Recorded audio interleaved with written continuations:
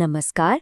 आज हम धातुओं और पानी के बीच के एक बहुत ही इंटरेस्टिंग और हाँ कभी-कभी तो विस्फोटक रिश्ते को समझने वाले हैं। ये एक ऐसी केमिकल स्टोरी है जो हल्की सी सनसनाहट से शुरू होकर आग के गोलों तक जाती है। तो आज हम धातुओं और पानी की दुनिया में गहराई से उतरने वाले हैं।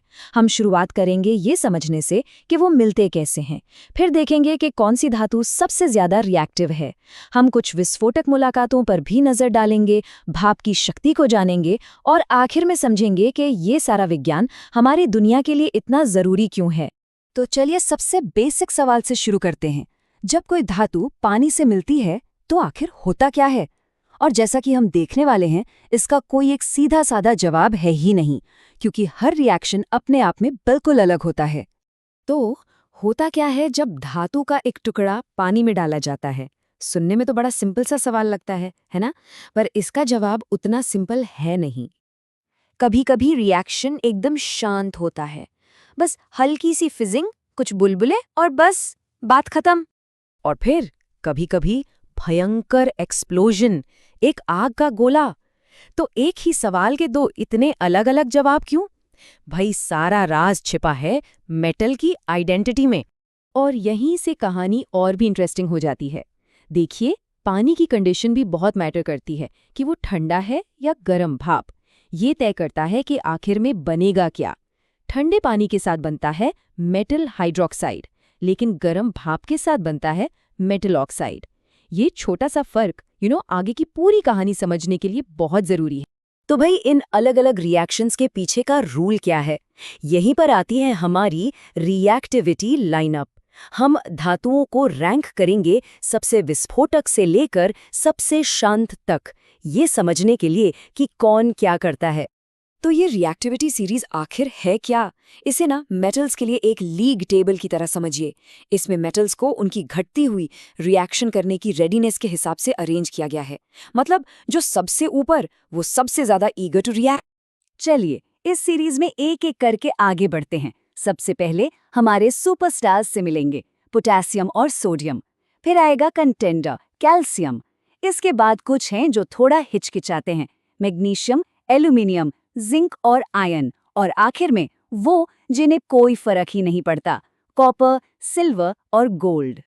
ठीक है, तो अब डाइव करते हैं हमारे लाइनअप के सबसे ड्रामेटिक हिस्से में। मिलिए पोटेशियम और सोडियम से, रिएक्टिविटी सीरीज के असली रॉक स्टार्स। जरा इमेजिन कीजिए कि सोडियम ठंडे पानी से मिलता है। वो पानी की सरफेस पर तैरता है, तेजी से इधर-उधर भागता है और जोरों से बुलबुले निकलने लगते हैं। और फिर जो हाइड्रोजन गैस बनती है वो आग पकड़ लेती है। और जब सब शांत होता है तो पानी एक हाईली एल्कलाइन सॉल्यूशन बन चुका होता है। ये सब देखकर सवाल तो मन में आता ही है, आखिर ये मेटल्स इतने ज्यादा रिएक्टिव क्यों होते हैं? ऐसा क्या है इनमें? जवाब है, ये रिएक्शन हाईली एक्सोथर्मिक होता है। मतलब इसमें से इतनी ज्यादा हीट निकलती है कि जो हाइड्रोजन गैस बन रही होती है वो जल उठती है। बस यही है उस आग और धमाके का कारण। और इनकी इसी खतरनाक रिएक्टिविटी की वजह से इन्हें हवा और नमी से दूर केरोसिन तेल के अंदर रखा जाता है। ऐसा इसलिए क्योंकि केरोसिन में ऑक्सीजन या पानी नहीं होता, तो रिएक्शन का कोई चांस ही नहीं। अब बात करते हैं उन मेटल्स की जो रिएक्शन करने में थोड़ा हिचकिचाते हैं।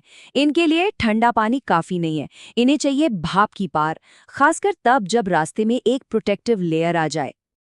इस चार्ट को देखिए, रिएक्टिविटी में गिरावट साफ नजर आ रही है। सोडियम का स्कोर 100 है, तो कैल्शियम का 60 और मैग्नीशियम तो सिर्फ 40 पर है। यही वजह है कि कैल्शियम ठंडे पानी से धीरे धीरे रिएक्ट करता है, जबकि मैग्नीशियम को तो रिएक्ट करने के लिए गर्म पानी चाहिए होता है। तो सवाल ये है कि मैग्नीशियम और बाकी मेटल्स ठंडे पानी से फौरन रिएक्ट क्यों नहीं करते? ऐसा इसलिए क्योंकि इनमें से कई मेटल्स एक अदृश्य कवच पहने होते हैं। ये असल में ऑक्साइड की एक पतली मजबूत परत होती है जो उन्हें ठंडे पानी से बचाती है। और इस कवच को तोड़ने के लिए चाहिए ज्यादा एनर्जी। सिर्फ भाप की हाई एनर्जी ही इतनी पावरफुल होती है कि वो इस प्रोटेक्टिव लेयर को तोड़ सके। और बस यही कारण है कि आयन जैसे मेटल्स सिर्फ भाप के साथ ही रिएक्ट करते हैं। तो अब हम आ पहुंचे हैं अपनी लिस्ट के आखिर में, जहां हमें मिलती हैं सबसे अनरिएक्टिव मेटल्स। ये वो हैं जिन्हें किसी भी चीज से कोई फर्क नहीं पड़ता। ये टेबल हमारी पूरी जर्नी को एक नटशेल में दिखाती है। देखिए, सबसे ऊपर है पोटेशियम और सोडियम, जो ठंडे पानी के साथ भी वायोलेंटली रिएक्ट करते हैं। फिर आता है कैल्शियम, जो थोड़ा स्लो है।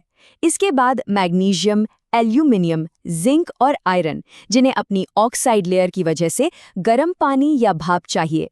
और आखिर में कॉपर, सिल्वर और गोल्ड, जीरो रिएक्शन। ये मेटल्स मतलब कॉपर, सिल्वर और गोल्ड, ये अपनी बेरुखी के लिए फेमस हैं। इन्हें पानी या भाप से कोई लेना देना नहीं है। इसकी सीधी सी वजह है इनकी स्टेबिलिटी। ये अपने इलेक्ट्रॉन्स को इतनी आसानी से जाने ही नहीं देते।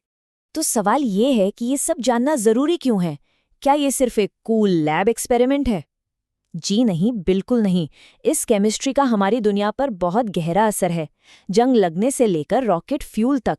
इस रिएक्टिविटी सीरीज को समझने से हमें बहुत कुछ पता चलता है, जैसे कि लोहे में जंग क्यों लगता है पर सोने में नहीं। ये भी तय होता है कि हम जमीन से मेटल्स को निकालते कैसे हैं।